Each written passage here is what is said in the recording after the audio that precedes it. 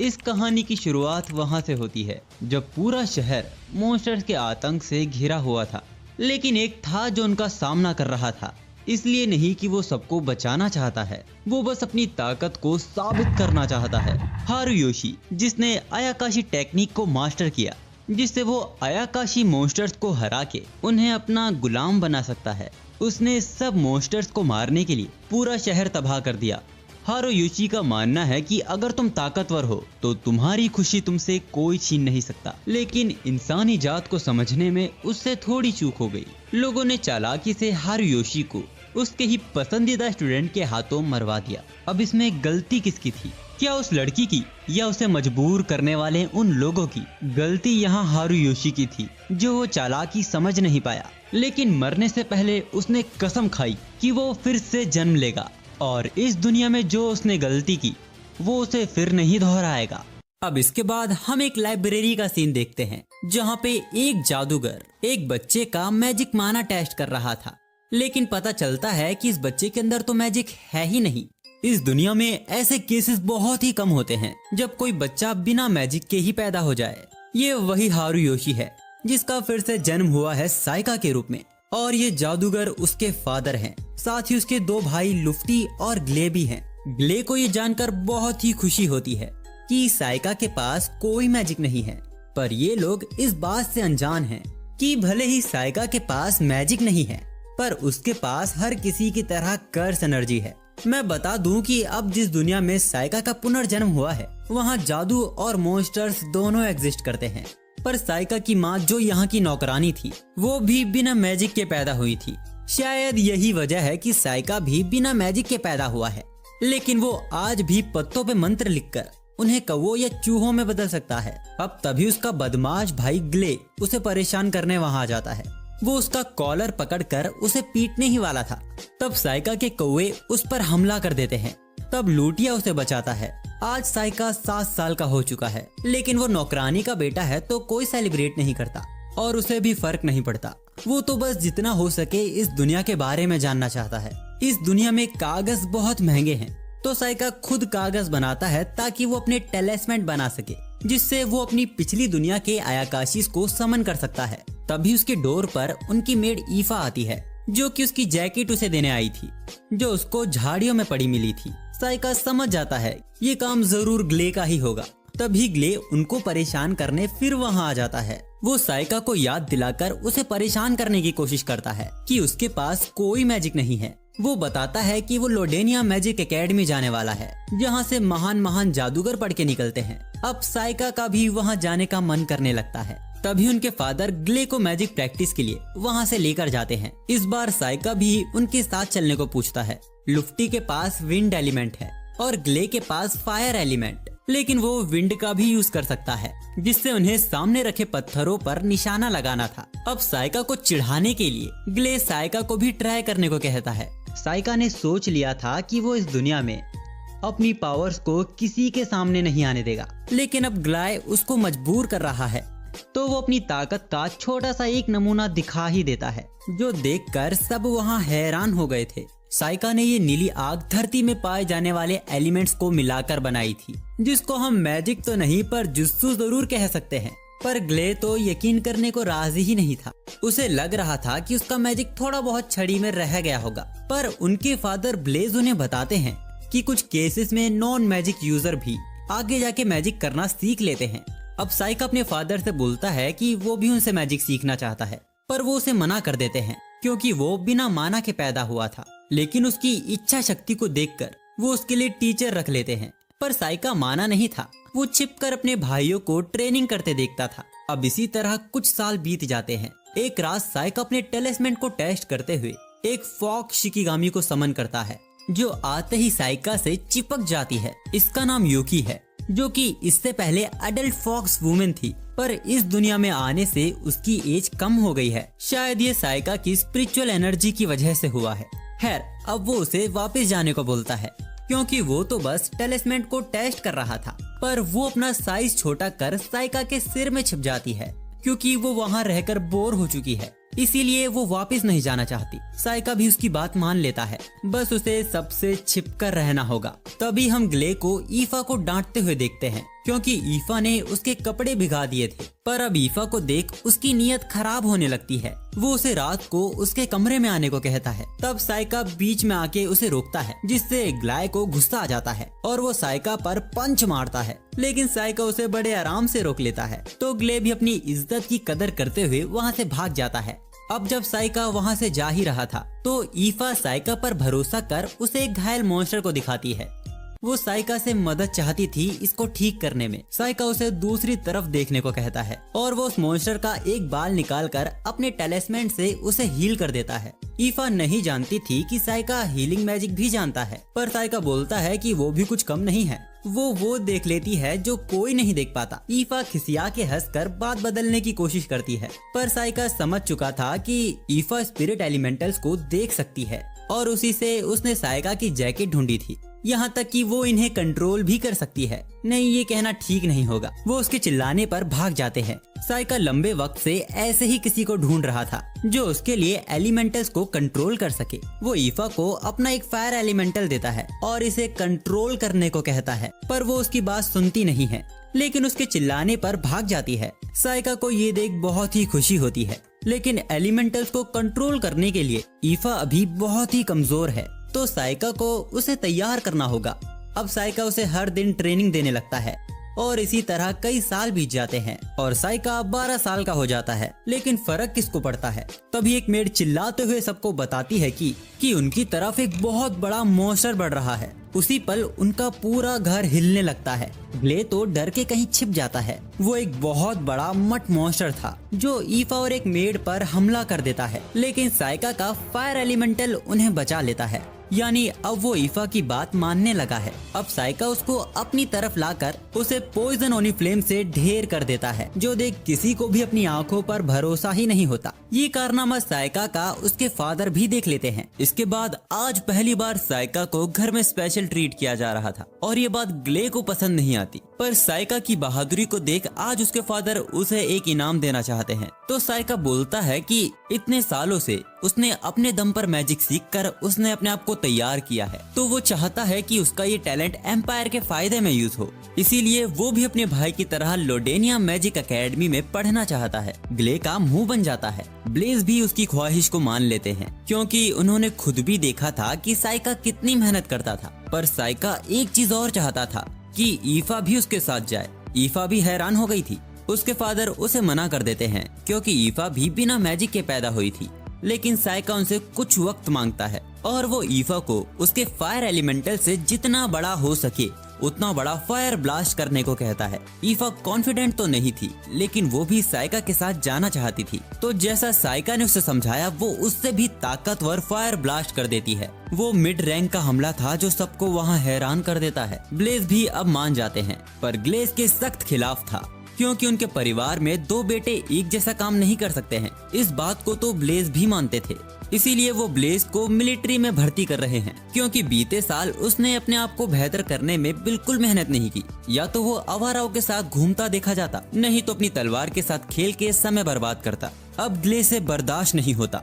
वो साइका को बैटल के लिए चैलेंज कर देता है, जिसमें जो भाई जीतेगा वो एकेडमी जाएगा और हारने वाला घर से बाहर जाएगा। उनके पिता को भी इससे कोई दिक्कत नहीं थी। तो ये ड्यूल कल शाम को शुरू होगा, जिसमें हाई लेवल का मैजिक और असली तलवार नियमों के खिलाफ हैं, और इस बैटल के जज खुद ब्लेज रहेंगे।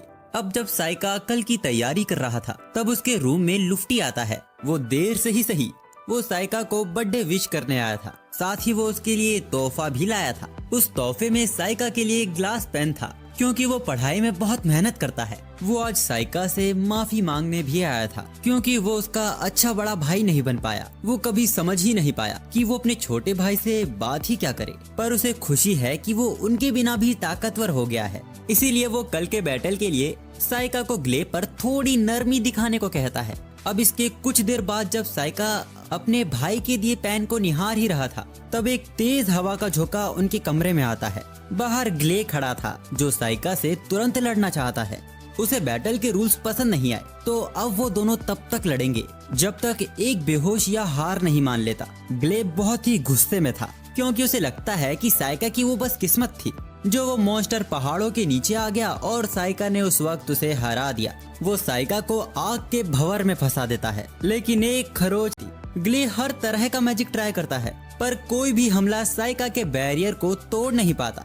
अब साइका अपने टेलिस्मेंट से ग्ले को फ्रीज कर देता है और उसका एक हाथ तोड़ देता है, पर ये सच में नहीं टूटा था। अब ग्ले सरेंडर करते ही वहीं बेहोश हो जाता है। ग्ले को लगता है कि ये बस साइका की किस्मत थी, पर वो नहीं जानता कि ये सब साइका का ही रचा हुआ खेल था। इसका प्लान वो 6 महीनों से बना रहा था। उसी ने ही अपने शिकिगामी को भेजकर मट मॉन्स्टर को यहाँ आने पे मजबूर किया। यूकी साइका से पूछती है आखिर वो इस आसान सी दुनिया में क्यों इतनी मेहनत कर रहा है जब वो चुटकी में कुछ भी पा सकता है। साइका उसे याद दिलाता है कि वो इससे पिछली दुनिया में इसीलिए कमजोर इंसानों से हारा था क्योंकि वो चालाक नहीं था, इसीलिए वो इस बार चालाक बनेगा। अब इसके अगले दिन वो दोनों लोडेनिया के लिए निकल रहे थे। साइका ने रात भर ईफा को पढ़ाया है क्योंकि वहाँ उसके साथ रहने के लिए ईफा को भी एग्जाम देना होगा और एक स्टूडेंट की तरह वहाँ पढ़ना होगा। अब वहाँ पहुँचने में उन्हें 7 दिन लगेंगे, जिस बीच साइका रास्ते भर भी उसे पढ़ाएगा। अब वो लोग लोडेनिया के लिए निकल पड़ते हैं। अब रास्ते में साइका ईफा को एक एलिमेंटल नेकलेस देता है जिससे अलग अलग एलिमेंटल उससे आकर्षित होंगे। साइका को ईफा को और भी स्ट्रॉन्ग बनाना है क्योंकि आगे वो उसकी बहुत काम आने वाली है। वैसे साइका के लिए ये 7 दिन बड़े कठिन भरे होने वाले हैं क्योंकि साइका को मोशन सिकनेस है और ये बीमारी उसके पिछले जन्म से चिपक कर यहाँ आ गई है। खैर किसी तरह 7 दिन बीत ही जाते हैं और वो अपनी मंजिल लोडेनिया पहुँच जाते हैं। अब मेंशन में ब्लेज भी साइका को ही याद कर रहा था। उसे वो दिन याद आता है जब एक अनजान औरत साइका को उसके हाथों में छोड़ गई थी। उसे लगा था कि ये उसके छोटे भाई गिलबर्ट का बेटा है। गिलबर्ट ब्लेड से बिल्कुल ही उल्टा, उसे एडवेंचर पसंद था। वो ग्रेजुएट होते ही एडवेंचरर बन गया और अचानक ही डीमंस के इलाकों में वो गायब हो गया। साइका के बाल काले और उसकी आंखें काली हैं, तो ब्लेज को शक हुआ कि कहीं ये उसके भाई और एक डीमन का बच्चा तो नहीं, पर साइका के अंदर माना तो था ही नहीं, इसीलिए वो थोड़े शांत हो गए। पर जब उन्होंने साइका को ब्लू फ्लेम यूज करते देखा और जब उन्होंने मड मॉन्स्टर को करीब से देखा, उन्हें इस बात का दुख है कि जो उन्होंने ग्ले के साथ किया वो ठीक नहीं था। लेकिन साइका को मिलिट्री भेजना और भी खतरनाक था क्योंकि अब उसका माहौल ही तय करेगा कि वो डीमन किंग बनेगा या फिर हीरो। उन्होंने एक बार गिलबर्ट से सुना था कि लोडेनिया मैजिक एकेडमी अच्छी जगह है। उसी भरोसे साइका को उन्होंने एकेडमी भेजा है। इधर हम साइका को देखते हैं जिसकी हालत बहुत खराब है। वैसे वो ईफा को बताता है कि उसका कमरा इससे अगला वाला है, पर ईफा के मन में तो कुछ और ही चल रहा था। वो साइका से पूछती है कि क्या वो रात में यहाँ आ सकती है। साइका बेचारा उसके इशारे समझ नहीं पाता। उसे लगा कि वो उसके डिनर के लिए परेशान हो रही है, तो वो उसे मना कर देता है क्योंकि वो अभी कुछ खाने की हालत में ही नहीं है। तो ईफा निराश होकर बाहर से उसके खाने लायक कुछ लेने जाती है। अब उसके जाते ही यूकी भड़क जाती है कि एक नौकरानी की इतनी हिम्मत कि वो उसके ताकतवर मालिक से प्यार की उम्मीद करे। साइका को उसकी बात कुछ समझ नहीं आती, तो यूकी बताती है कि वो लड़की साइका को फंसाने की कोशिश कर रही है, जैसे हर लड़की कोशिश करती है एक नोबल को फंसाने की। साइका उसकी बातों पर ज्यादा ध्यान नहीं देता क्योंकि एक शिकिगामी लड़कियों के बारे में क्या ही जानती होगी। अब एकेडमी पहुंचने के बाद उन्हें एंट्रेंस एग्जाम देने से पहले उन्हें एक गोले पे हाथ रख के अपने मैजिक टाइप को रजिस्टर करवाना होगा। ईफा के पास विंड और फायर मैजिक है। अब जब सबको वहाँ पता चलता है कि साइका लैम्प्रोगस एक बड़े खानदान से है और ईफा उसकी नौकरानी है, तो सब वहाँ पहले ही उससे इम्प्रेस हो जाते हैं। पर जब उन्हें भी पता चलता है कि साइका बिना मैजिक के मैजिक एकेडमी में पढ़ने आया है, तो अब वो भी साइका का मजाक उड़ाने लगते हैं। तब एक लड़की सबको दूर हटाते हुए वहाँ आती है और उसके गोले पर हाथ रखते ही वो गोला सफेद रंग में बहुत तेज चमकने लगता है। यानी इस लड़की के पास चारों मैजिक टाइप है,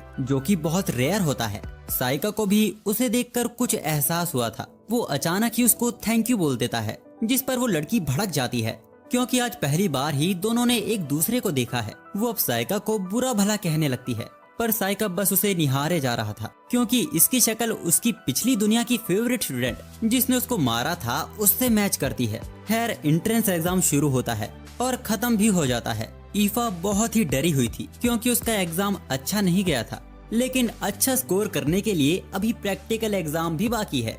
अब प्रैक्टिकल एग्जाम में टोटल 6 टारगेट थे, जिसमें हर स्टूडेंट को उतने टारगेट पर निशाना लगाना है जितने उनके पास मैजिक टाइप हैं। अब ज्यादातर बच्चों पे यहाँ एक ही मैजिक टाइप था। तभी ईफा की बारी आती है। जो अपने फायर एलिमेंटल से टारगेट को ही डिस्ट्रॉय करके सबको वहाँ हैरान कर देती है। पर जब उसने विंड एलिमेंटल का भी इस्तेमाल किया तो उसने साइका को भी हैरान कर दिया। वो साइका को सरप्राइज देना चाहती थी कि अब वो विंड एलिमेंटल का भी इस्तेमाल कर पा रही है। ये देख साइका की आंखों में खुशी के आंसू आ जाते हैं। अब बारी आती है साइका की, जिसका हर एक मैजिक स्पेल सबको वहाँ आंखें फाड़ कर देखने पे मजबूर कर रहा था। उसने वहाँ 3 टारगेट को डिस्ट्रॉय किया, लेकिन वो लाइट, डार्क और विंड एलिमेंट को छोड़ देता है क्योंकि अभी वो इनके जुस्सू को ठीक से जानता नहीं है। खैर, प्रैक्टिकल एग्जाम के इंस्ट्रक्टर अभी तक इस सदमे से उभर नहीं पाए थे। इस बार के कैंडिडेट्स हमेशा से बहुत अलग आए हैं, खासकर वो दोनों। पर एक और थी जिसने चारों टारगेट्स को डिस्ट्रॉय कर दिया था। इन टीचर को लगता है कि वो लड़की कहानी वाली हीरो है। कहानियों के मुताबिक जब डीमन लॉर्ड वापस रिवाइव होगा तब हीरो इंसानों की धरती पर वापस जन्म लेगी। हम देखते हैं कि एंट्रेंस एग्जाम के रिजल्ट आ चुके हैं, जिसमें साइका पूरी एकेडमी में थर्ड आया है और ईफा सेकंड। जो देख साइका भी हैरान था। और फर्स्ट आई है वही 4 एलिमेंट यूज करने वाली लड़की अमू। उसी रात हर एक स्टूडेंट को एकेडमी के डोम में शिफ्ट कर दिया जाता है।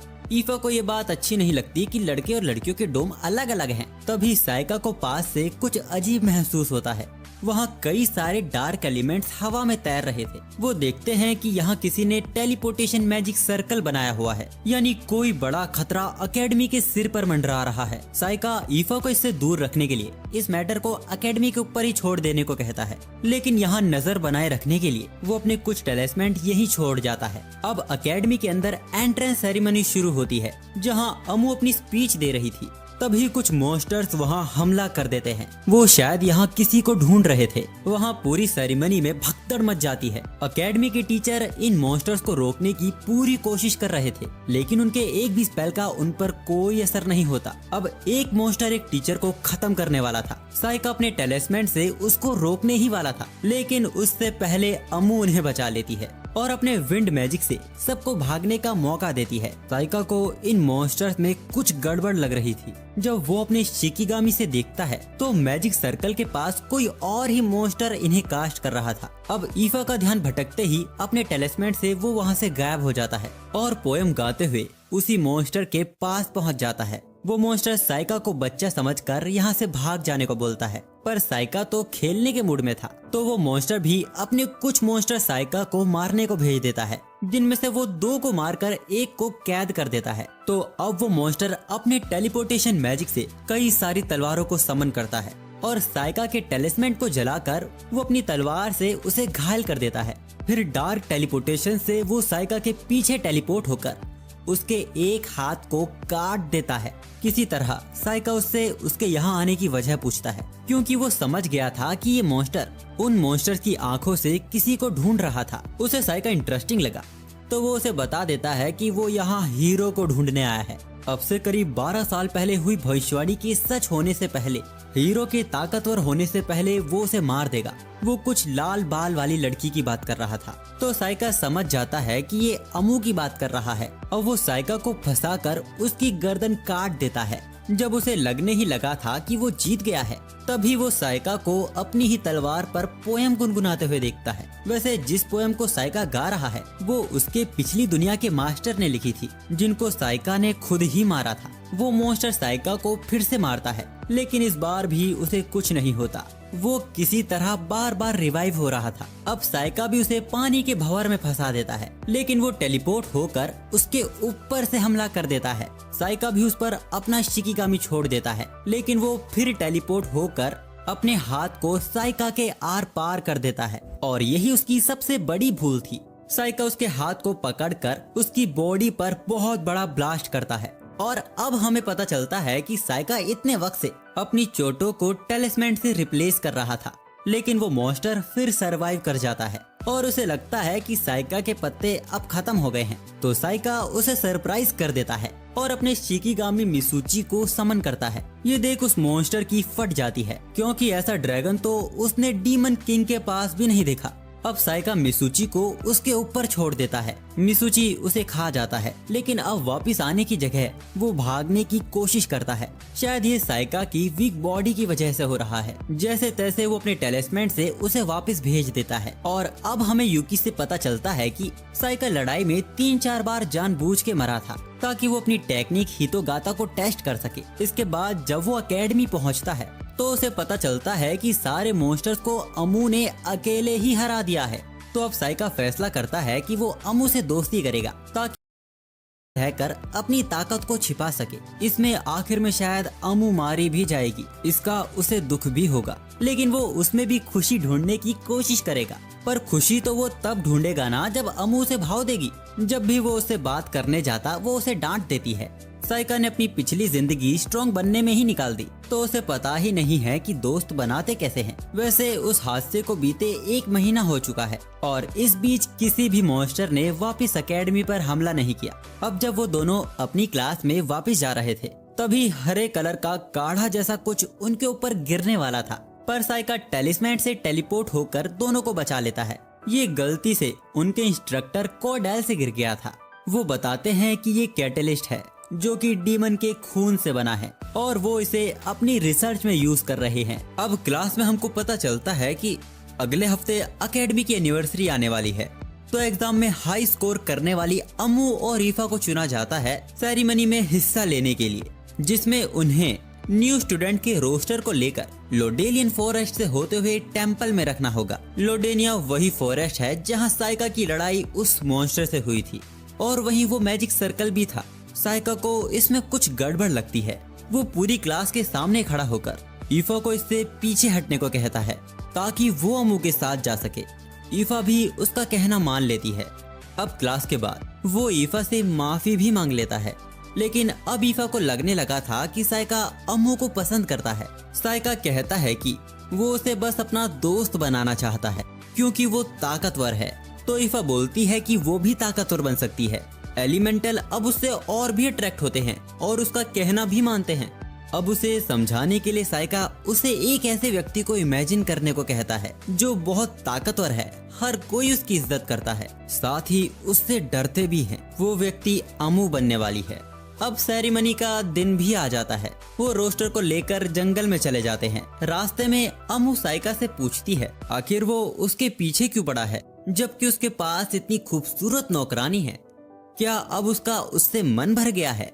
साइका उसको बताता है कि उन दोनों के बीच ऐसा कुछ भी नहीं है, पर अब साइका समझ गया है कि अमू को गंदी बातें करना पसंद है, जो सुन वो शर्मा जाती है। अब तभी उसका सिर दर्द होने लगता है। साइका पास में देखता है कि वहाँ किसी ने मैजिक सर्कल बनाया हुआ है जो अचानक ही उन दोनों को अपने अंदर खींच लेता है। वो दोनों एक डंजन में टेलीपोर्ट हो गए थे जहाँ कुछ मॉन्स्टर्स उन पर हमला कर देते हैं, लेकिन पलक झपकते ही अमू उन्हें खत्म कर देती है।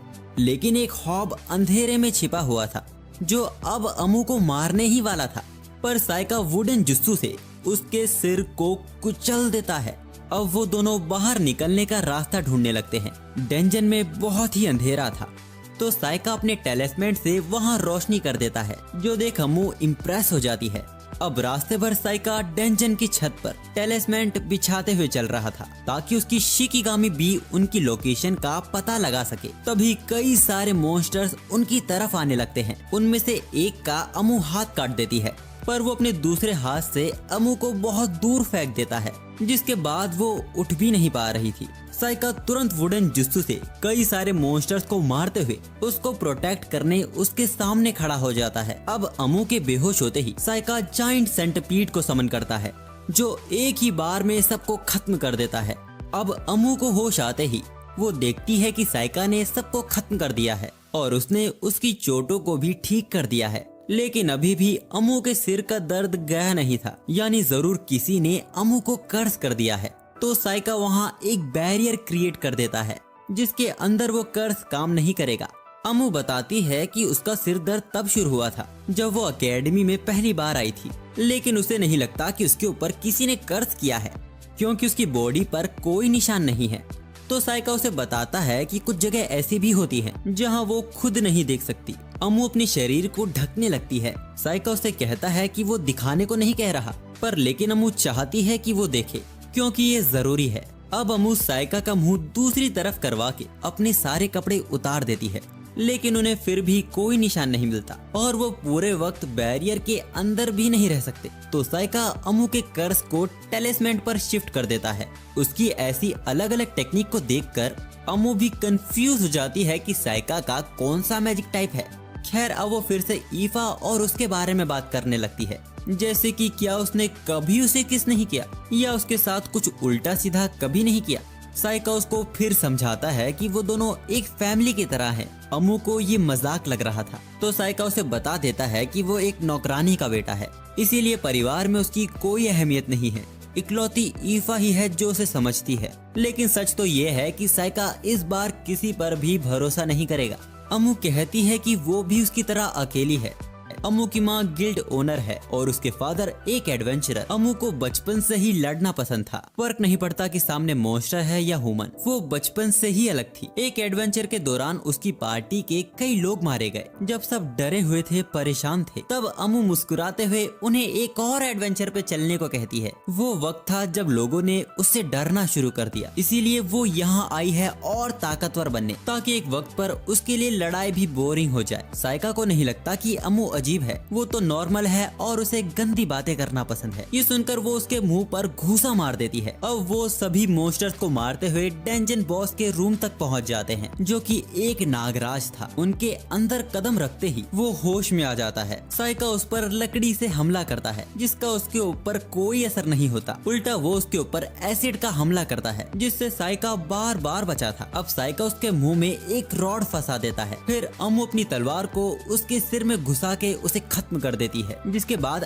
अचानक ही वो साइका को गले लगा लेती है, क्योंकि आज उसने पहली बार डंजन बॉस को हराया था, इसीलिए वो आज बहुत ही खुश है। वो अचानक ही साइका को उसके साथ पार्टी बनाने को बोलती है। तब जाके उसे एहसास होता है कि वो साइका से कुछ ज्यादा ही चिपक रही है। यूकी साइका से पूछती है कि जब उसे बाहर जाने का रास्ता पहले ही मिल गया था तो वो यहाँ तक क्यों आए। साइका बोलता है कि वो बस यूकी को स्ट्रॉन्ग बनाना चाहता था, क्योंकि आगे वो उसके बहुत काम आने वाली है। अब उन्हें डंजन के अंदर एक डीमन का हाथ मिलता है, जिसके अंदर एक तलवार गड़ी हुई थी। वो उस तलवार को अमू को दे देता है। उसे वहाँ एक रिंग भी मिली थी जो स्ट्रेंथ को इंक्रीज कर देती है। अमू साइका से पूछती है कि अगर वो दोनों एडवेंचरर बने तो क्या वो उसके साथ एक और एडवेंचरर पर चलेगा। साइका मान जाता है, जिसके बाद वो डंजन से बाहर निकलकर सारी बात अपने टीचर को बता देते हैं, सिवाय अमू के कर्ज के। इसके बाद वो कोडेल को उसकी वो चीज वापस करने जाता है जो उसने उससे लिया था। असल में कोडेल ही वही था जिसने जंगल में मैजिक सर्कल बनाया था। अब साइका उसको उसके असली रूप में आने को कहता है, लेकिन वो सच में एक इंसान था जो डीमंस के लिए जासूसी का काम करता है। अब वो साइका को खत्म करने वाला था, लेकिन साइका की वो बात उसे हैरान कर देती है कि वो कर्स के बारे में भी जानता था, जो अमू को डीमन खून से लगा था जब उसने एंट्रेंस सेरेमनी में मॉन्स्टर्स को मारा था, और वही लगाने का ट्राई कोडेल ने उन पर भी किया था। इन सब का पता साइका को उसके ही मॉन्स्टर से चलता है, जिसे अब वो मारकर उसके खून से पूरी तरह अपने आप को भिगा लेता है। कोडेल पूरी तरह डर गया था, क्योंकि इतना डीमन का खून कोई सहन नहीं कर सकता, लेकिन वो इस कर्स को उसके ऊपर ही ट्रांसफर कर देता है, जिससे उसकी बहुत भयानक मौत होती है। इसके बाद हमें पता चलता है कि साइका को कोडेल का सच उसकी बी से पता चला था, क्योंकि उसके कपड़ों पर वही फूल के निशान लगे हुए थे जो उस मैजिक सर्कल के पास पाए जाते हैं। इसके बाद वो उस रिंग को ईफा को दे देता है। अब डंजन वाले हादसे के बाद साइका को लगा था कि वो और अमू अच्छे दोस्त बन गए हैं, लेकिन वो उसे फिर इग्नोर कर देती है। लेकिन उसकी अच्छी दोस्ती ईफा के साथ हो गई थी। यूकी बोलती है कि वो शायद आपसे शर्मा रही है। खैर कोडेल वाले हादसे को अब 1 साल बीत चुका है और तब से कोई भी डीमन यहाँ नहीं दिखा, लेकिन साइका नजर बनाए बैठा है। तभी अकेडमी के वाइस प्रिंसिपल उसे और ईफा को प्रिंसिपल ऑफिस में आने को कहते हैं। अमू को लगता है कि साइका को अकेडमी से एक्सपेल किया जा रहा है। तभी उनके पीछे हम एक लड़की को देखते हैं जो उन्हें बड़ी देर से छिपके देख रही थी। वैसे ये पहली बार है जब कोई लोडेनिया अकेडमी के प्रिंसिपल को देखेगा, क्योंकि अकेडमी के हर छोटे बड़े काम को बस वाइस प्रिंसिपल ही संभालते हैं, इसीलिए आज तक किसी ने प्रिंसिपल को नहीं देखा। अब जब वो प्रिंसिपल प्रिंसिपल ऑफिस पहुंचते हैं तो वो ये देख सरप्राइज रह जाते हैं कि उनकी प्रिंसिपल एक डेमी ह्यूमन यानी एक डीमन है। वैसे उनकी प्रिंसिपल साइका के रिलेटिव्स को जानती हैं, उसके फादर को नहीं, उसके फादर के भाई को, जिनके होने के बारे में साइका को पता भी नहीं था। वैसे ये डेमी ह्यूमन चाहती है कि वो एकेडमी को रिप्रेजेंट करते हुए मिक्स्ड डेसिबल कॉम्बैट टूर्नामेंट में हिस्सा ले, वो भी एक नई लड़की के साथ। ये वही लड़की है जो कुछ देर पहले इन्हें छिपके देख रही थी। इसका नाम मेबल क्रेन है। वैसे ये साइका और ईफा की चॉइस है कि उन दोनों में से टूर्नामेंट में कौन हिस्सा लेगा, क्योंकि ये इंट्रेंस एग्जाम में 3rd और 2nd आए थे। जब अमू को इसके बारे में पता चलता है तो वो बहुत गुस्सा हो जाती है, क्योंकि वो तो फर्स्ट आई थी, फिर भी उससे पूछा नहीं गया। वैसे पहली बार एकेडमी इस टूर्नामेंट में हिस्सा ले रही है, क्योंकि शायद इस बार टूर्नामेंट में मैजिक अलाउ कर दिया है। पर अमू तो अपने सवालों में डूबी हुई थी, उसे समझ साइका को ही क्यों चुना। ईफा को लगता है शायद डेंजन इंसिडेंट की वजह से। वैसे साइका को प्रिंसिपल ने बताया था कि वो उसे कोई खास वजह से भेज रही है। अब तो अमू और भी भड़क जाती है, क्योंकि वो मैजिक और तलवारबाजी दोनों में अच्छी है, पर वो उसको इग्नोर कर टूर्नामेंट के प्राइज पुल की बात कर रहे थे। जीतने वाले को तोले के भाव में पैसा मिलेगा और रॉयल गार्ड को ज्वाइन करने का मौका। अब अमू बातें बनाने लगती है कि वो लड़की मेबल जरूर नोबल परिवार से होगी और वो रिश्वत देकर टूर्नामेंट में हिस्सा ले रही है। और ये बात को मेबल सुन लेती है। वो अमू के मुंह पे बोल देती है कि वो कमजोर है, इसीलिए उसको चुना नहीं गया। अमू एक स्माइल देते हुए उसे स्वॉर्ड बैटल के लिए चैलेंज कर देती है। साइका को भी ये बैटल देखनी थी, क्योंकि इससे अमू की प्रैक्टिस हो जाएगी, साथ ही वो मेबल की स्ट्रेंथ भी देख लेगा। अब मैच के शुरू होते ही अमू उस पे टूट पड़ती है, जिसको मेबल ब्लॉक करके उसे पीछे ढकेल देती है और आखिर में वो अमू की तलवार को मोड़ के उसको हरा देती है। अब वो उसकी ही तलवार को उसके सामने फेंक कर वहाँ से जाने लगती है। अमू बोलती है कि तुम मैजिक यूज कर रही थी, जो कि साइका ने भी नोटिस किया था। मेबल लड़ाई में डार्क मैजिक का यूज कर रही थी। अब मेबल फिर से अमू की इंसल्ट करके साइका को भी इस टूर्नामेंट से नाम वापस लेने को कहती है, अगर उसे अपनी जान प्यारी है तो। साइका कहता है कि वो सोच के बताएगा। मेबल भी वहाँ से चली जाती है। अब हम सीधा देखते हैं साइका को, जो मेबल के साथ टूर्नामेंट के लिए जा रहा है और उसके साथ ईफा और अमू भी जबरदस्ती आ गए हैं। अमू ने तो एकेडमी से परमिशन भी नहीं ली, वो जरूर मेबल की फाइट देखने के लिए जा रही है। इनकी बकवास सुनकर मेबल का दिमाग खराब हो रहा था। तुम्हें अपने सीनियर्स को रिस्पेक्ट देनी चाहिए। मेबल बोलती है कि सब कुछ स्किल मैटर करता है और वैसे भी वो उनके ही एज की है, उसने बस एकेडमी में लेट ज्वाइन किया है। पर ईफा बताती है कि वो उन सब में 1 साल बड़ी है। अब जाके अमू को समझ आया कि उसकी इतने बड़े होने का राज क्या है। मेबल को ये सब बहुत अनोइंग लग रहा था, इनकी हरकतें बच्चों जैसी हैं। तो साइका बोलता है कि हम बच्चे ही तो हैं। वो आगे भी कुछ बोलने वाला था, फिर वो चुप हो जाता है, क्योंकि मेबल सही तो कह रही है। अब वो लोग कैपिटल पहुंच जाते हैं और मोशन सिकनेस से साइका की हालत बहुत खराब हो जाती है। तो ईफा और अमू उसे इनमें जाके रेस्ट करने को कहते हैं, पर साइका मना कर देता है। उसको पहले फाइटिंग शेड्यूल देखना है। मेबल उनको पहले ही छोड़ के जा चुकी है। अम्मू ने फिर से बग्गी बुक करने को कहती है, क्योंकि बैटलफील्ड यहाँ से दूर है। बेचारे साइका की जान की तो किसी को परवाह ही नहीं है। अब बैटलफील्ड में पहुंचकर वो लोग फाइटिंग शेड्यूल देखते हैं, जिसके मुताबिक अगर मेबल और साइका सारे मैचेस जीतते हैं तो उन दोनों का सामना सेमीफाइनल्स में होगा। अब यहाँ से साइका इनमें आराम करने जा रहा था। ईफा भी उसके साथ चलने को कहती है, लेकिन वो मना कर देता है और उन्हें सिटी को एक्सप्लोर करने को कहता है। अमू भी ईफा को चलने को कहती है, क्योंकि अगर साइका और मेबल दोनों ही अगर पहले मैच में निपट गए तो उन्हें यहाँ से तुरंत निकलना पड़ेगा। वैसे साइका ने झूठ बोला था, वो अपने टेलिस्मेंट से इन्वेस्टिगेशन करने वाला है कि आखिर क्यों एकेडमी ने उसको ही भेजा और अमू को नहीं। अब टूर्नामेंट भी शुरू हो जाता है। इसमें ओपोनेंट की हार तब हो जाएगी जब सामने वाला रिंग से बाहर या वो खुद हार मान ले। यहाँ सभी को एक एमुलेट प्रोवाइड किया गया है, जो सामने वाले ओपोनेंट के हमलों को मेजर करेगा और इसके ओवरलोड होते ही ओपोनेंट की जीत मान ली जाएगी। साइका का पहला मैच ही एक घमंडी बच्चे से था, जो शुरू में ही साइका पर जानलेवा हमला कर देता है, जिसको साइका टेलिस्मेंट से डॉज कर लेता है और ये मैच शुरू होते ही खत्म हो जाता है। ये सब इतनी तेजी से हुआ कि किसी को पता ही नहीं चला कि साइका ने यहाँ टेलिस्मेंट का यूज किया था। इसके बाद वो शिकिगामी की मदद से अमू और ईफा को ढूंढकर उनके पास बैठ जाता है। अब अगला match great water magic user Bellum और डरावने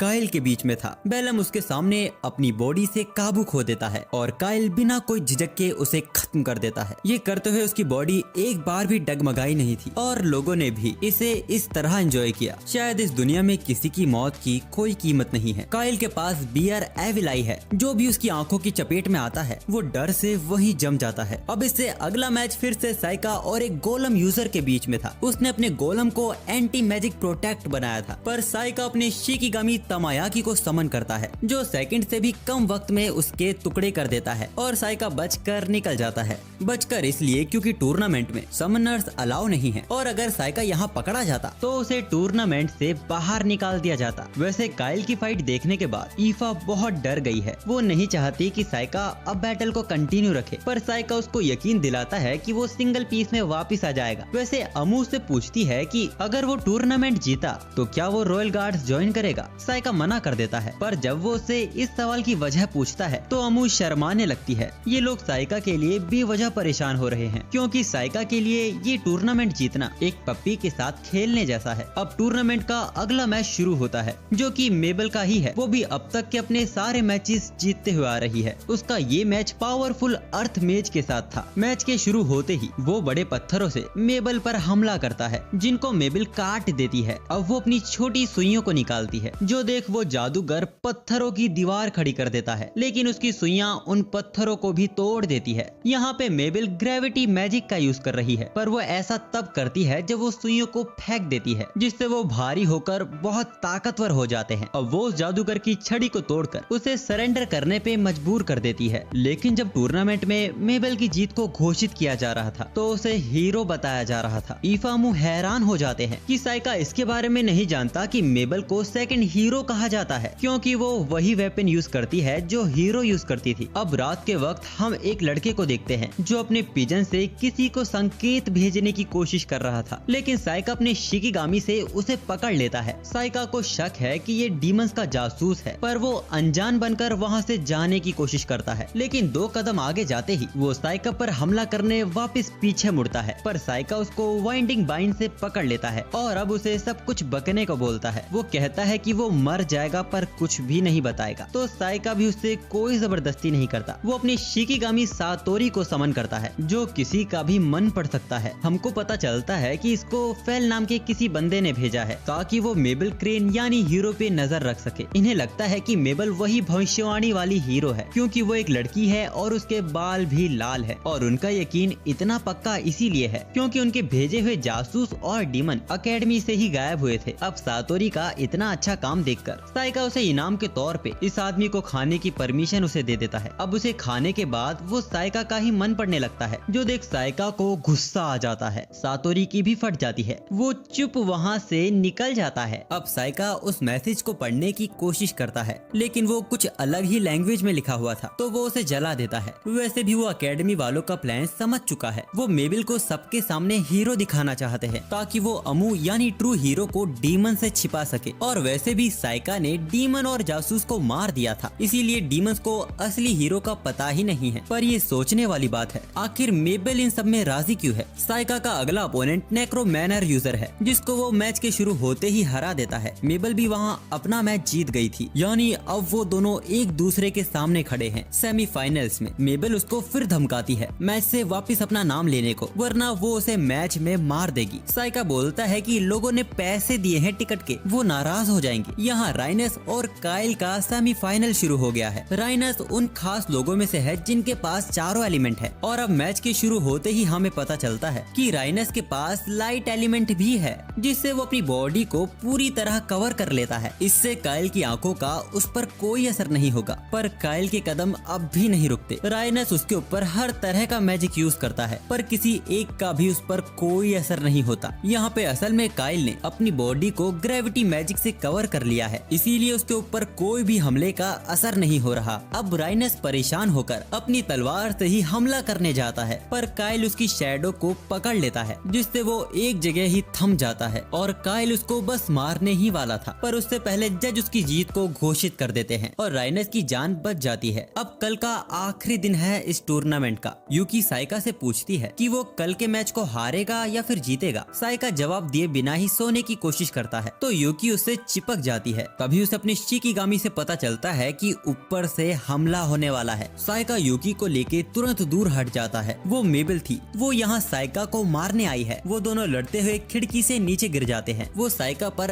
अपने डिगर से जानलेवा हमला करती है, पर साइका टेलिस्मेंट से अपनी पोजीशन बदल लेता है। अब साइका भी पीछे नहीं हटने वाला था, पर तभी एक पियक्कड़ अंकल बीच में आ जाते हैं। मेबल उन पर भी हमला कर देती है और साइका का ध्यान भटकते ही वहाँ से भाग जाती है, पर साइका उसे फिर पकड़ लेता है। लेकिन इस बार वो उससे लड़ने नहीं आया था, वो बस उससे थोड़ी बातें करना चाहता है। हमें पता चलता है कि वो साइका को मारने नहीं आई थी, वो बस उसकी 3-4 टांगे तोड़ना चाहती थी ताकि वो कल के टूर्नामेंट में हिस्सा न ले पाए, क्योंकि कोई रीजन है जो उसे कल का मैच जीतना ही होगा, भले ही उसे साइका की जान लेनी पड़ जाए। इसीलिए वो साइका को फिर पीछे हटने को कहती है, पर साइका यहाँ रिवील कर देता है कि वो जानता है कि मेबल नकली हीरो है, पर वो ये क्यों कर रही है वो उसका रीजन नहीं जानता। लेकिन अगर वो उसे बताए तो वो पीछे हटने के बारे में सोच सकता है। वो बताती है कि उसके तकदीर में काइल के हाथों मरना लिखा है, ताकि डीमंस को लगे कि हीरो का खात्मा हो गया है। मेबल बताती है कि द रंग रॉक मर्चेंट एसोसिएशन जहाँ से काइल आया है, असल में वो एसोसिएशन गरीब गुलाम बच्चों को मिशनरीज यानी हत्यारे बनाते हैं। काइल और मेबल दोनों ही वहीं से आए हैं। ये एसोसिएशन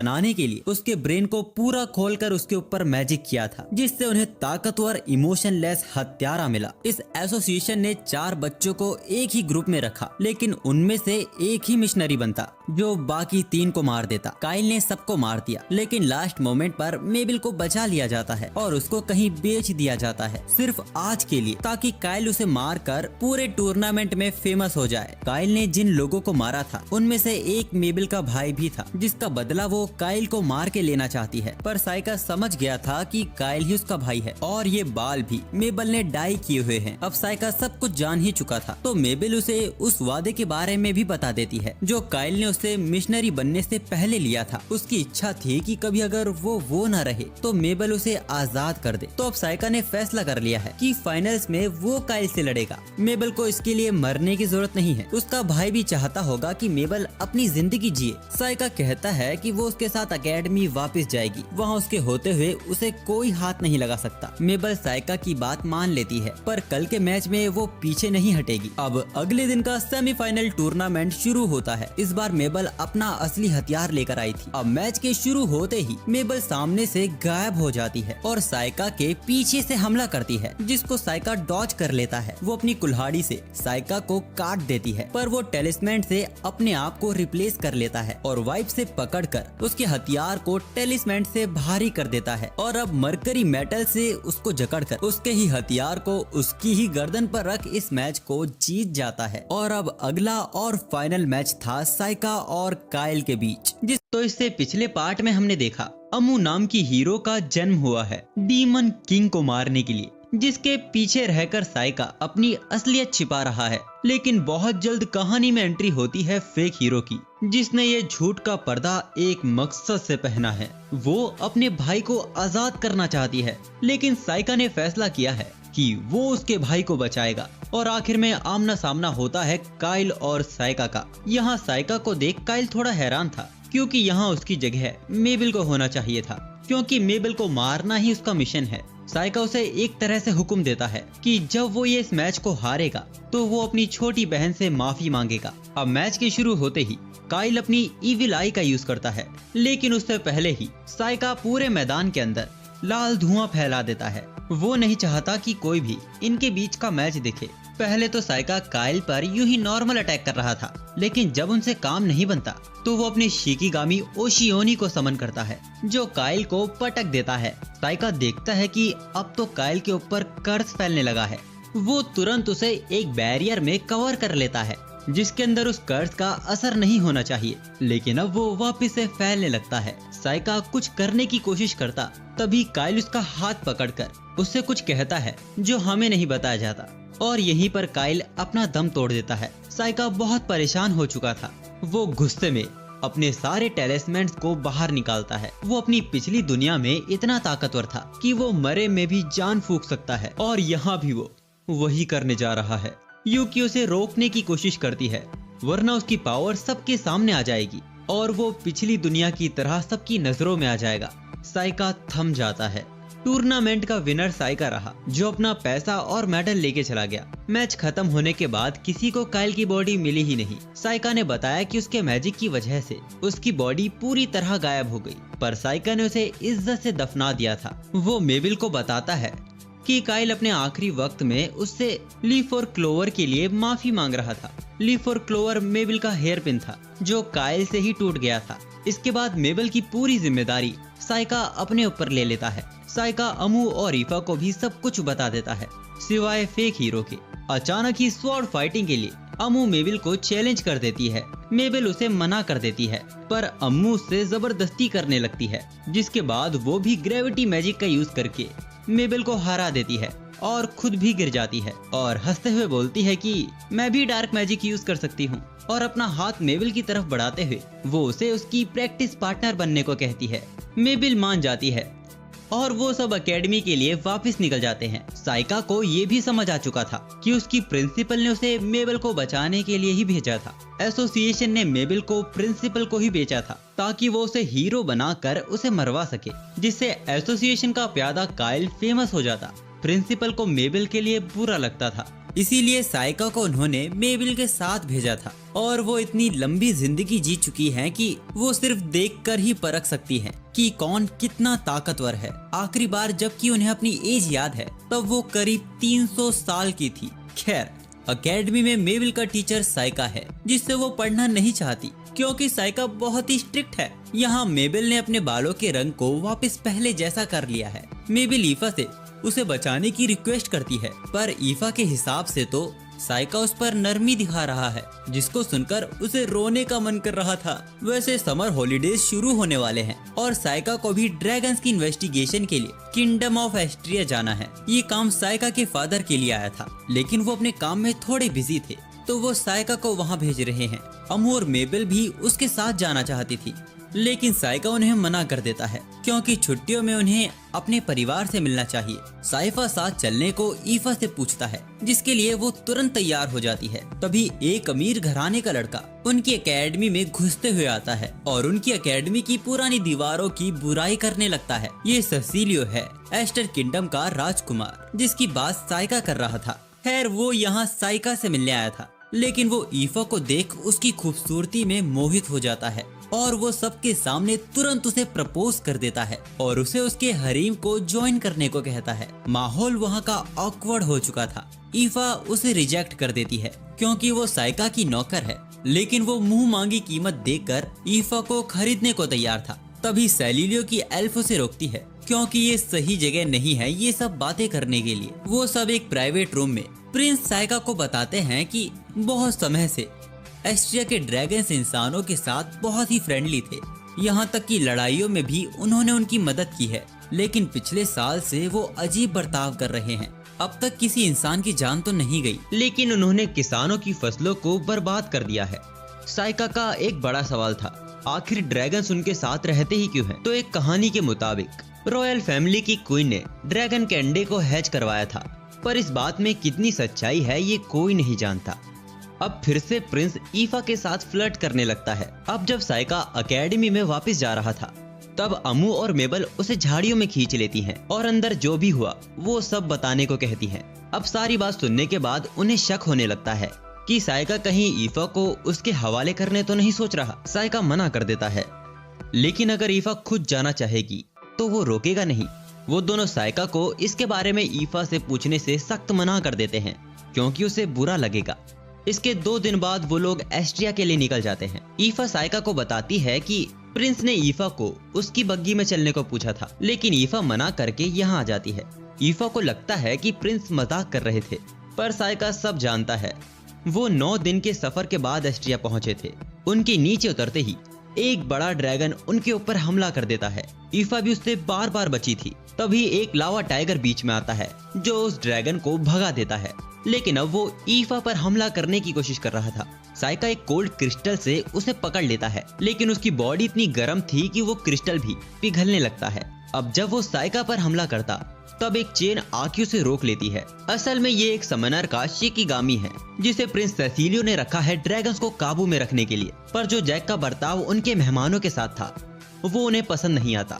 जैक उन्हें बताता है कि वो इसके लिए मजबूर था क्योंकि अब ड्रैगन्स ने आम इंसानों पर भी हमला करना शुरू कर दिया है। अब प्रिंस साइका और जैक को एक दूसरे से इंट्रोड्यूस करवाते हैं। साइका प्रिंस से पूछता है कि उन्होंने एक हत्यारे को क्यों हायर किया है। प्रिंस बताते हैं कि वो इन सभी ड्रैगन्स को मरवाने वाले हैं, क्योंकि बस यही एक रास्ता बाकी रह गया है। पर साइका को डर था कि अगर कुछ ड्रैगन्स बच गए तो वो दूसरी कंट्री में भी आतंक मचा सकते हैं। जैक को लगता है कि साइका उसकी क्षमता पर शक कर रहा है। वो बताता है कि उसने 1000 से भी ज्यादा ड्रैगन्स को मारा है और इसी तरह इन दोनों में बहस शुरू हो जाती है। तब प्रिंस उन्हें रोकते हैं और जैक को उसके साथियों के साथ भेजकर साइका को इस मसले से दूर रहने को कहते हैं। साइका भी उनकी बात मान लेता है, पर अब वो ईफा पर भड़कने लगता है क्योंकि उसने अपने बचाव में मैजिक का यूज नहीं किया। वो उसे समझाता है कि वो हमेशा उसकी रक्षा के लिए उसके पास नहीं रह सकता। एक वक्त ऐसा भी होगा जब उसे अपनी रक्षा खुद करनी होगी। ईफा रोते हुए साइका से माफी मांगती है। प्रिंस भी साइका को रोकने की कोशिश करते हैं, लेकिन अब वो इस मसले से उन्हें दूर रहने को कहता है और ईफा को अपने साथ ले जाता है। वैसे साइका को भी इसका एहसास था कि उसने ईफा को कुछ ज्यादा ही डांट दिया है, लेकिन ये उसके लिए जरूरी था, क्योंकि ऐसा एक वक्त उसकी जिंदगी में भी आया था जब उसके ही ड्रैगन ने उसके ही स्टूडेंट को उसके सामने खा लिया। तो वो नहीं चाहता कि स्ट्रॉन्ग बनने के लिए ईफा भी ऐसे दौर से गुजरे। अब इसके अगले दिन वो लाइब्रेरी में ड्रैगन्स की और जानकारी निकाल रहे थे। एक किताब में 150 साल पहले लिखा गया था। किताब के मुताबिक रानी ने अंडा हैच करवाया या नहीं, इसकी सच्चाई तो कोई नहीं जानता, लेकिन जब ये किताब लिखी जा रही है तब ड्रैगन इंसानों के साथ ही रहता था। एक दिन फीमेल ड्रैगन कहीं से आई और वो दोनों एक साथ पहाड़ों पर रहने लगे। ठीक इसके 50 साल बाद उनका बर्ताव अचानक से चेंज हो गया। उन्होंने किंगडम में वही सब करना शुरू कर दिया जो वो आज कर रही हैं। असल में उन्होंने एक बच्चे को जन्म दिया था और शायद उसी के पालन पोषण के लिए वो जानवरों पर हमला करते थे। पर जब ड्रैगन के बच्चे बड़े होते हैं तो वो अपने घोंसले को छोड़ देते हैं, जिसके 50 साल बाद फीमेल ड्रैगन की उम्र से मौत हो गई। तो ईफा का सवाल था कि क्या उन्होंने फिर से अंडा दिया है, लेकिन शायद ये मुमकिन न हो क्योंकि फीमेल ड्रैगन की तो मौत हो गई थी। इसका जवाब जानने के लिए साइका खुद माउंटेन पे जाने का फैसला करता है। ईफा को उसकी चिंता थी, इसीलिए वो भी जाना चाहती थी, लेकिन साइका उसे मना कर देता है क्योंकि वहाँ खतरा है। अब जब साइका रात में अपने नोट्स बना रहा था तभी ईफा उसके कमरे में आती है। वो बहुत ही डरी हुई थी क्योंकि प्रिंस की मेड ने उसे बताया है कि प्रिंस ने उसे अपने कमरे में बुलाया है। तो साइका आज उसे उसके कमरे में ही सोने को कहता है। पर ईफा को ये बात अच्छी नहीं लगती कि साइका उसके लिए जमीन पर सोए, तो वो दोनों एक साथ ही बेड पर सो जाते हैं। पर ईफा तो सो ही नहीं पा रही थी।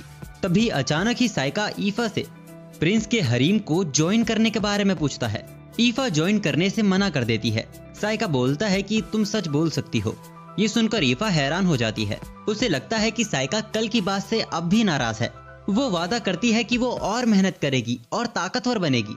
साइका कहता है कि उसके शब्दों का ये मतलब नहीं था। प्रिंस के हरीम को ज्वाइन करना उसके लिए एक अच्छी अपॉर्चुनिटी है। साइका कहता है कि उसके जाने से वो अकेला तो हो जाएगा, पर एक दिन तो हम दोनों के रास्ते अलग हो ही जाने हैं। ईफा कोई जवाब नहीं देती और चुप सो जाती है। अगले दिन साइका के उठने से पहले ही ईफा यहाँ से जा चुकी थी। तब यूकी साइका से बोलती है कि वो कल ज्यादा ही रूड हो गया था, पर साइका को नहीं लगता कि उसने कुछ भी गलत बोला था। यूकी फिर बोलती है कि ईफा उससे प्यार करती है। अब साइका भी कल रात के बारे में प्रिंस से बात करने जाता है।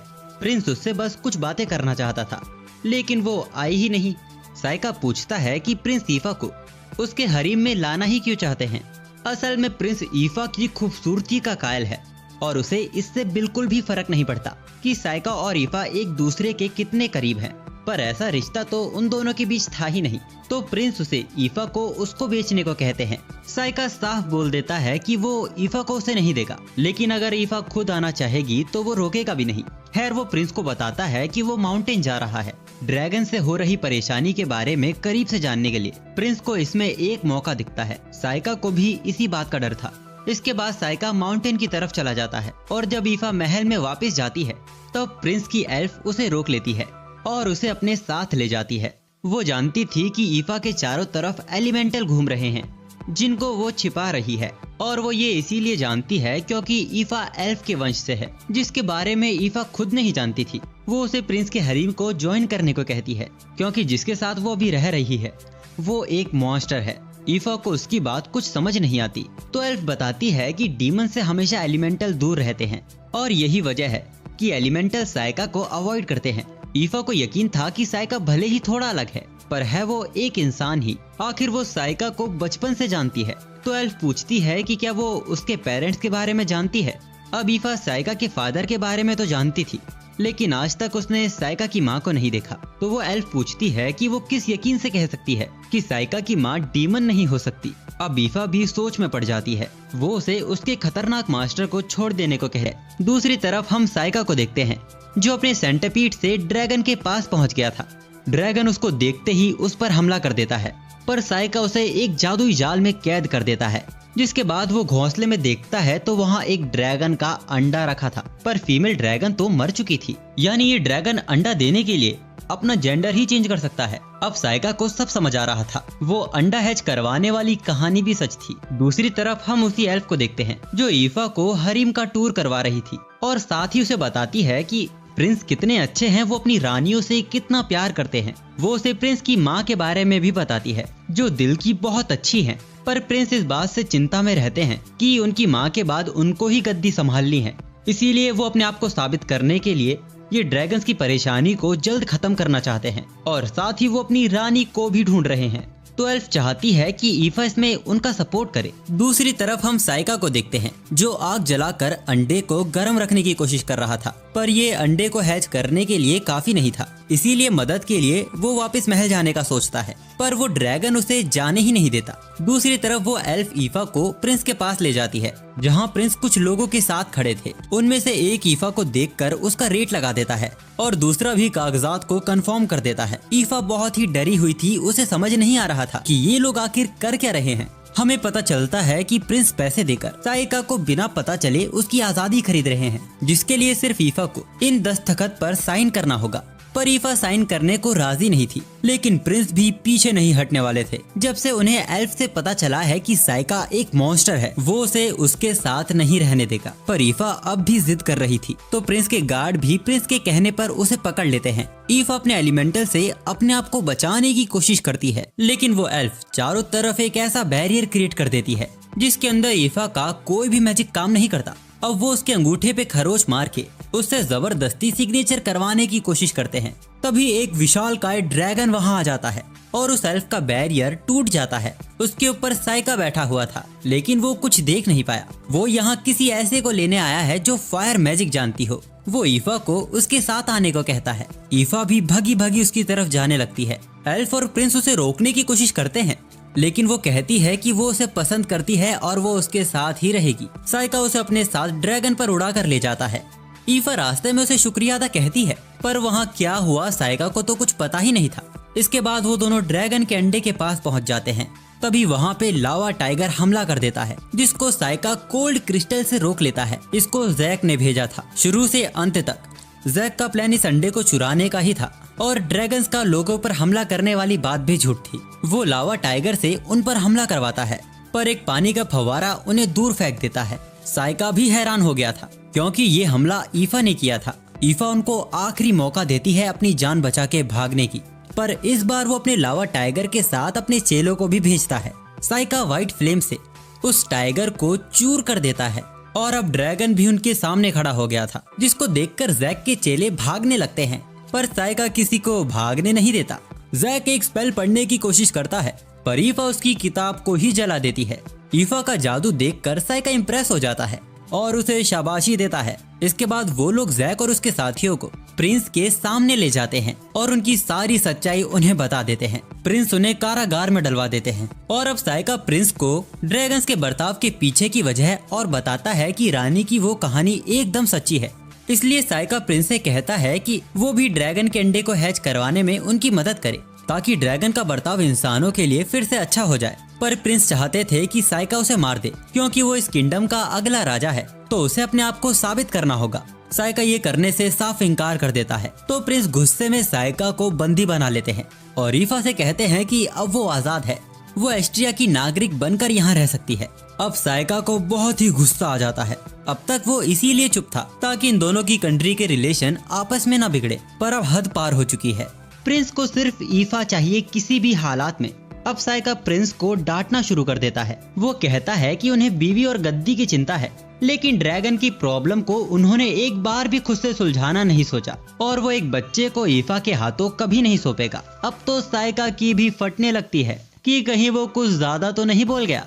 तभी वो एल्फ उनके बीच हंस देती है और ईफा को प्रिंस के सामने खड़ा कर उसको अपनी फीलिंग कन्फेस करने को कहती है। ईफा उसे फिर से रिजेक्ट कर देती है और अब वो एल्फ भी प्रिंस से कहती है कि अब उन्हें हार मान लेनी चाहिए। वो साइका को शुक्रिया अदा करती है जो भी उन्होंने उनकी कंट्री के लिए किया और उसके लिए माफी भी मांगती है जो उन्होंने उनके साथ किया। इसके बाद वो ईफा को अपने साथ अलग लेके जाती है और उससे पूछती है कि अच्छा तो तुम मुझसे प्यार करती हो, जिस पर ईफा शर्मा जाती है। वो ईफा को कुछ रेयर लाइट एलिमेंटल्स देती है जो उसके अंगूठे पे लगे जख्म को हील कर देते हैं। वो एल्फ ईफा से बोलती है कि उसको देखकर उसे फेरी टेल की वो प्रिंसेस याद आती है जो हीरो की पार्टी में थी फिर भी डीमन किंग से प्यार कर बैठी थी। वो कहती है कि उम्मीद है कि साइका तुम्हारी फीलिंग्स को जल्दी समझेगा। अब वापस एकेडमी जाते वक्त ईफा साइका को उसके एल्फ डिसेंडेंट होने के बारे में बता देती है।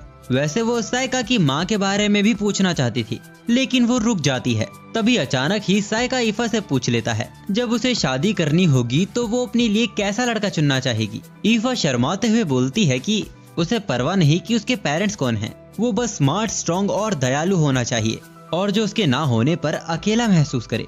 साइका को नहीं लगता कि ऐसा लड़का मौजूद भी है इस दुनिया में। बेचारा पुअर साइका यहाँ भी उसके इशारे नहीं समझ पाता। अब हम पास के ही एक जंगल में 5 मॉन्स्टर्स को देखते हैं। मुडर्व जो फिजिकली बहुत स्ट्रॉन्ग है, जिसकी तीसरी आंख किसी को भी पत्थर का बना सकती है। लोनी जो किसी को भी अपना दोस्त बना लेता है और उसे शिकिगामी से मरवा देता है। गल जिसके पास टेलीपोर्टेशन की पावर है। वो इस लड़के से किसी के बारे में जानना चाहते थे लेकिन ये एक बड़े मॉन्स्टर को समन कर लेता है जिसकी गर्दन को इन चारों का लीडर काट देता है और वो उस बच्चे के भी 5 हिस्से करके उसे खा जाते हैं। ये पांचों हीरो की तलाश में निकले हैं उसे मारने के लिए। साइका भी एकेडमी पहुंच चुका था और वो अम्मू को अपने पेरेंट्स से मिलवाना चाहता है, जो सुनकर अम्मू हैरान हो जाती है। ईफा भी रोने लगी थी पर वो उसे मैरिज के लिए प्रपोज नहीं कर रहा था। असल में उसके फादर उस लड़की से मिलना चाहते हैं जो सारे एलिमेंट यूज कर सकती है और साथ ही कमाल की तलवारबाज भी है। वो मेबल को भी उनके साथ चलने को कहता है। बस साइका ही था जो खुद नहीं जाना चाहता था क्योंकि उनके फादर उन्हें पॉलिटिक्स पर्पस के लिए बुला रहे हैं। इसके अगले दिन वो सभी साइका के घर पहुंच जाते हैं जहां उनके स्वागत के लिए लुफ्टी बाहर उनका इंतजार कर रहा था। लुफ्टी के साथ जो ये दूसरा शख्स खड़ा है वो असल में ईफा के पापा हैं। तभी कोई चिल्लाते हुए साइका का नाम लेता है जिसको सुनकर सब सहम जाते हैं। वो ग्ले था जो कब से साइका का इंतजार कर रहा था। इसको यहाँ देखकर साइका भी थोड़ा चिंता में आ गया था। वो बताता है कि उसे आर्मी में बहुत मजा आ रहा है। उसने वहाँ तब तक मैजिक और स्वॉर्ड चलाई हैं जब तक उसे उल्टी ना हो गई हो और इसके लिए वो साइका का शुक्रगुजार है। वो साइका को स्वॉर्ड बैटल के लिए चैलेंज कर देता है लेकिन अमू पहले उससे लड़ना चाहती थी। अमू को ईफा से पता चल चुका था कि ये वही उनका भाई ग्ले है जो उन्हें बुली किया करता था। साइका को भी यकीन था कि अमू जीत जाएगी क्योंकि वो हीरो है। इस मैच में मैजिक स्पेल अलाउ नहीं है। अब मैच शुरू होता है और शुरुआत में ही अमू ग्ले पर भारी पड़ने लगती है और तभी ग्ले का भी पैर फिसल जाता है। अमू इस मैच को बस जीतने ही वाली थी। तभी ग्ले अपनी मैजिक स्टिक बाहर निकाल लेता है और ग्ले उसे हरा देता है। अब शर्त के मुताबिक साइका को ग्ले से लड़ना होगा। तभी वहाँ प्रिंसेस आ जाती है और ग्ले इनका ही होली नाइट है। वो ग्ले को फाइट शुरू करने को कहती हैं और साथ ही बोलती हैं कि वो कुछ हासिल नहीं कर पाएगा। तो अचानक ही ग्ले लड़ाई को टाल देता है। इसके बाद ग्ले सभी को प्रिंसेस फियोना से इंट्रोड्यूस करवाता है। सब वहाँ हैरान हो जाते हैं क्योंकि ये हॉली प्रिंसेस थी।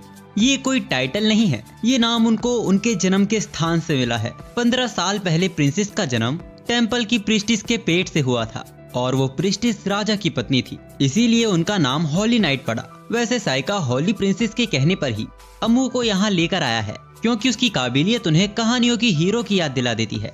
वैसे प्रिंसेस यहाँ कुछ और दिन भी रुकने वाली हैं, तो वो चाहती हैं कि ये सब भी तब तक यहीं रुके। अब प्रिंसेस के जाने के बाद सब साइका पर चढ़ जाते हैं क्योंकि उसने बताया नहीं कि यहाँ होली प्रिंसेस आई हुई हैं। अब जब रात के वक्त साइका अपने रूम में यूकी से बात कर रहा था तभी उसके रूम में अम्मू आती है। उसको देखकर साइका थोड़ा हैरान हो गया था क्योंकि इतनी रात में वो एक लड़के के कमरे में आई है। अम्मू कहती है कि उसे कोई प्रॉब्लम नहीं है और वैसे भी साइका उसे डंजन में बिना कपड़ों के देख चुका है। वो बस अकेले अपने रूम में बोर हो रही थी, इसीलिए वो यहाँ आ गई। वो साइका से पूछती है कि ग्रेजुएट होने के बाद वो क्या करेगा, तो साइका उसे याद दिलाता है कि डंजन में उसने उससे वादा किया था कि वो उसके साथ एडवेंचर पर जाएगा। अमू शर्मा जाती है। उसे लगा था कि साइका उस वक्त मजाक कर रहा था, लेकिन एक परेशानी है कि साइका को एडवेंचर के बारे में कुछ भी नहीं पता है, तो वो चाहता है कि अमू उसको सिखाए। अमू उसकी बात मान लेती है और गुड नाइट बोलकर वहाँ से चली जाती है। अब अगले दिन ये सब प्रिंसेस को शहर दिखाने निकले थे। ग्लाय साइका को चौकन्ना रहने को कहता है, क्योंकि वो प्रिंसेस के कहने पर सारे सिपाहियों को घर ही छोड़ाया है, इसीलिए इन दोनों को ही उनका ख्याल रखना होगा। अब प्रिंसेस साइका का हाथ पकड़कर मार्केट में ऐसे घूमने लगती हैं जैसे वो एक दूसरे को डेट कर रहे हो। यहाँ पे सबके लिए ग्ले को अपनी जेब भी ढीली करनी पड़ती है। तभी प्रिंसेस एक कपल को देखकर साइका से पूछती है, हम जिसको पसंद करते हैं हम उसके कैसे करीब आ सकते हैं। अमू उन्हें बताती है कि कहानियों के हिसाब से जब हीरो हीरोइन को बचाता है तो उन दोनों में प्यार हो जाता है। प्रिंसेस को ये तरीका बड़ा अच्छा लगता है। इसके बाद वो घूमते हुए कंस्ट्रक्शन साइट तक पहुंच जाते हैं। प्रिंसेस उस बनती हुई बिल्डिंग को करीब से देखना चाहती थी। ग्ले उनको रोकने की कोशिश करता है। तभी कंस्ट्रक्शन साइट की एक रस्सी टूट जाती है और उनके ऊपर ही वो सारी लकड़ियां गिरने लगती हैं, जिसको साइका नोटिस तो कर लेता है, पर उससे पहले ग्ले अपने विंड मैजिक से उसे तोड़ देता है और अमू अपने अर्थ मैजिक से उन्हें बचा लेती है। साइका ने पहले ही अंदाजा लगा लिया था कि ये दोनों उनको बचा लेंगे, इसीलिए उसने कुछ भी नहीं किया। साइका प्रिंसेस से पूछता है कि कहीं उन्हें कोई चोट तो नहीं लगी, लेकिन हम देखते हैं कि प्रिंसेस साइका से थोड़ी डिसअपॉइंट लग रही है। अब वहाँ भीड़ भी बढ़ने लगती है, तो ग्ले इन सबको यहाँ से चलने को कहता है, पर जाने से पहले साइका वहाँ से एक रुमाल और एक डोरी खरीद लेता है, जिसको वो प्रिंसेस को पहना देता है और ये उन पर अच्छा भी लग रहा था। पर प्रिंसेस खुद अपने आप को नहीं देख पा रही थी, तो साइका वहाँ जमीन से एक शीशा समन कर लेता है। प्रिंसेस को भी साइका का दिया प्रेजेंट बहुत अच्छा लगता है। अब शाम के वक्त ग्ले से बातों बातों में साइका को पता चलता है कि प्रिंसेस के पास फ्यूचर देखने की पावर है, इसीलिए वो साइका को सावधान रहने को कहता है। इसके अगले दिन से ही साइका पूरी तरह प्रिंसेस को अवॉइड करने लगता है, पर कल ही वो एकेडमी वापस जा रहे हैं, तो अमू के कहने पर साइका प्रिंसेस से मिलने चला जाता है। उस वक्त वो वहाँ चेस खेल रही थी, वो भी अकेले। साइका उन्हें ज्वाइन करता है, लेकिन इसमें इन दोनों के बीच एक शर्त रखी जाती है कि जो भी जीतेगा उसे सामने वाले की एक कोई भी बात माननी होगी, पर वो चाहे तो करने से इनकार भी कर सकता है। और आखिर में इस चेस मैच को प्रिंसेस जीत जाती है। इसके अगले दिन साइका और बाकी सब अकेडमी के लिए निकल जाते हैं। प्रिंसेस भी उनके साथ अपने किंगडम जा रही थी, लेकिन रास्ते में कुछ गुंडों का ग्रुप उनके ऊपर हमला कर देता है। लेकिन ये मामूली गुंडे थे, तो साइका उनको जिंदा ही पकड़ लेता है। इसके बाद वो प्रिंसेस को किंगडम छोड़ अपनी एकेडमी में वापस आ जाते हैं और वो डीमंस भी हीरो को ढूंढते हुए एकेडमी तक पहुंच चुके थे और इनका लीडर इन्हें एकेडमी के अंदर चारों तरफ टेलीपोर्ट कर देता है। लेकिन ये जहाँ भी टेलीपोर्ट हुए थे वहाँ वो पूरी जगह लाल धुएं से घिरी हुई थी, लेकिन इसकी परवाह ना करते हुए उनके सामने जो भी स्टूडेंट आता वो उसे मार देते। लेकिन वो देखते हैं कि तभी सीन चेंज होता है और हम मॉड्रोव को देखते हैं, जिसका सामना मेबल से हो गया था। उसकी फिजिकल स्ट्रेंथ देखकर वो एकदम हैरान था। तभी मेबल अपने कुछ नाइफ से उसे कैद कर देती है, लेकिन उन्हें तोड़ना मॉड्रोव के लिए बहुत ही आसान था और वो मेबल के ऊपर जानलेवा हमला करता है। लेकिन जब धुआं हटता है तो हम देखते हैं कि यहाँ तो टेलिस्मेन पड़ा हुआ था और बाकी सबके साथ भी कुछ ऐसा ही हो रहा था। तभी उन्हें अपने सामने साइका दिखाई देता है। साइका को देखने भर से ही उनके लीडर को एहसास हो गया था कि साइका की पावर अलग लेवल पर है, तो मॉड्रोव उससे लड़ने के लिए एक्साइटेड हो जाता है। लेकिन तभी साइका उसकी गर्दन काट देता है। ये देख पेरिसिलेरिया और लोनी को बहुत गुस्सा आता है। तभी साइका अपने स्नेक शिकिगामी को समन कर लेता है, जिसकी आंखों में देखने भर से ही पेरिसिलेरिया की दिल की धड़कनें रुक जाती हैं। लोनी उसे अपना दोस्त बनाने की कोशिश करता है, लेकिन वो उसे ही निकल जाता है। डीमंस का लीडर जोर पहचान चुका था कि ये इस सदी का डीमन किंग है और जैसी भविष्यवाणी की गई थी सबसे ताकतवर डीमन किंग इंसानों की साइड ले लेगा, वो सच हो चुकी है। आखिर में वो सारे डीमंस मारे जाते हैं और वापिस से सब कुछ नॉर्मल हो गया था। लेकिन तभी कुछ रॉयल गार्ड्स अम्मू को अरेस्ट करने वहां आ जाते हैं, क्योंकि उसने उन डीमंस को मारा था जो कल रात एकेडमी आए थे। इसके बाद भी साइका सबके सामने एकदम चिल बर्ताव कर रहा था, लेकिन अकेले में वो वाकई में बहुत ही गुस्से में था। वो मिसूची पे सवार हुए एम्पायर के कैसल पर हमला कर देता है। उसने वहाँ बेरहमी से मौत की लाशें खड़ी कर दी थी और जब वो अम्मू को लेकर वहाँ से जाता है तब वहाँ ग्ले उसके रास्ते के बीच खड़ा हो जाता है। उसके साथ वहाँ प्रिंसेस भी मौजूद थी। साइका उनसे साफ सवाल करता है कि वो अम्मू को क्यों मरवाना चाहती है, इससे तो डीमंस का ही फायदा होगा। तो प्रिंसेस उसको बताती है कि अब डीमंस भी लड़ाई नहीं चाहते हैं, लेकिन लड़ाई तो होगी हीरो की डर की वजह से। और अगर लड़ाई हुई तो हीरो भी हमें नहीं बचा पाएगी, क्योंकि साइका ने उसे स्ट्रॉन्ग बनने ही नहीं दिया। वो हर लड़ाई से उसे बचा लेता था। ये सुनकर साइका को गुस्सा आ जाता है। प्रिंसेस के लाख समझाने के बावजूद भी कि वो अमू को सही सलामत वापस ले आएंगी, वो नहीं मानता। तो आखिर में प्रिंसेस भी हार मान लेती हैं और उन दोनों को यहाँ से जाने देती हैं। जाते वक्त साइका को पता चलता है कि प्रिंसेस और ग्ले ने यहाँ अमू का पूरा ख्याल रखा था, तो वो भी अपनी गलती सुधारते हुए अपने मैजिक से सबको वहाँ रिवाइव कर देता है, जिन जिन को भी उसने यहाँ मारा था। प्रिंसेस और अमू को अपनी आंखों पर भरोसा ही नहीं होता। खैर, अब वो यहाँ से एकेडमी तो जा नहीं सकते थे, तो साइका और अमू अपने नए सफर पर चल पड़ते हैं, जैसा उसने अमू से वादा किया था। वो कई दिनों के सफर के बाद रैकना शहर पहुंचते हैं, जहां ईफा और मेबल पहले से ही मौजूद थी। इनको साइका और अमू का पता प्रिंसेस की भेजी चिट्ठी से मिला था। और यहाँ पे सीरीज का पूरा सीजन खत्म होता है। अब इसके आगे और कोई भी एपिसोड